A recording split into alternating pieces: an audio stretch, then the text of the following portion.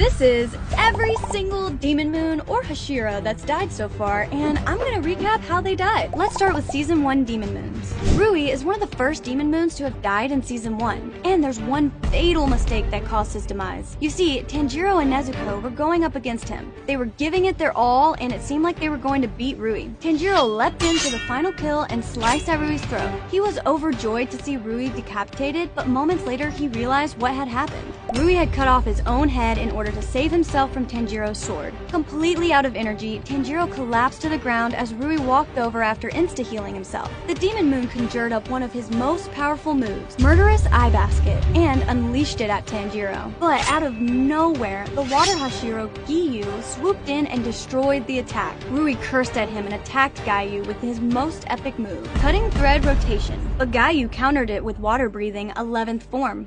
Dead calm.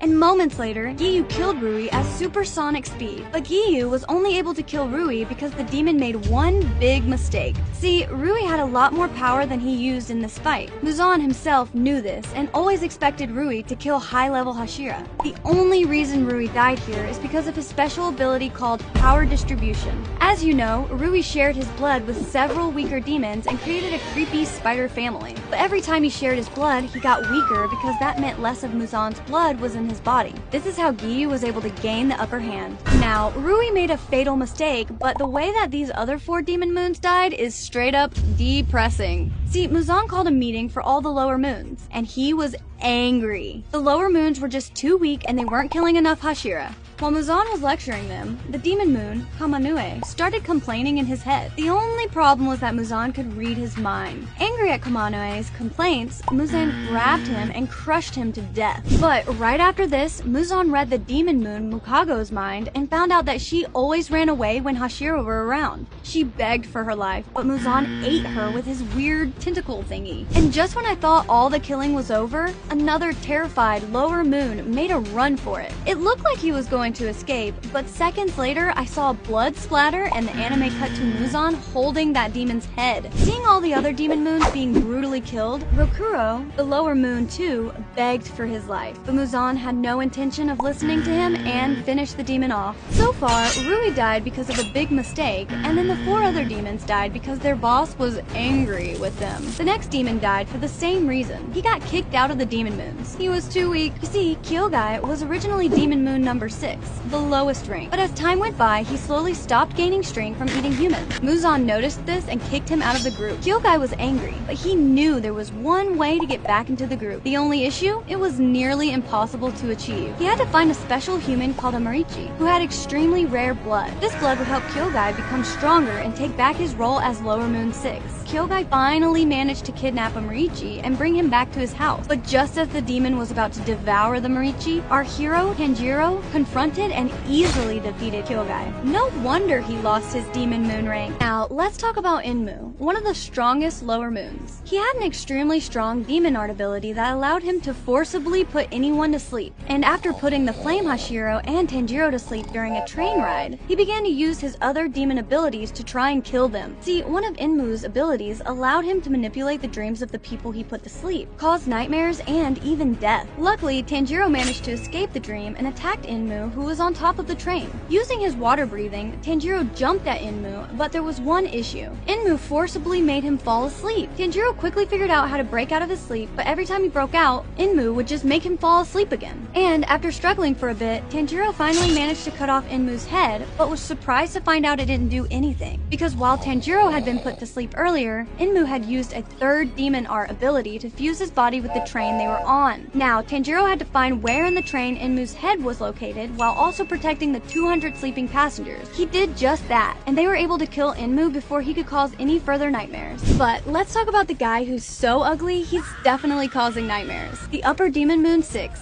Gyutaro. He technically shares this rank with his demon sister, Daki, but he's the real strong one. During Gyutaro and Daki's fight with Tanjiro and Tengen, they were a real menace. Gyutaro's poison was a deadly threat while while Daki's flying sashes were a constant harassment. Tengen lost his left hand and eye while Tanjiro was stabbed through the jaw. Luckily, Tengen discovered the secret to defeating the demon siblings. You see, the Demon Slayers had to cut through Gyutaro and Daki's necks at the same time. I'm gonna be completely honest. Cutting through Daki's neck was way easier work, as the Demon Slayers did it multiple times throughout the fight. But every time they tried to cut off Gyutaro's head, he would overpower them. And it took Tengen getting shanked in the rib and Tanjiro being stabbed through the face for the Demon Slayers to discover a secret weapon. Tanjiro developed a Demon Slayer mark, and the extra power allowed him to cut through Gyutaro's neck. But I think the Demon Slayers messed up here because they didn't take advantage of the Wisteria poison dart. These darts had a special ability of paralyzing demons, but Tanjiro only used them twice in the entire fight.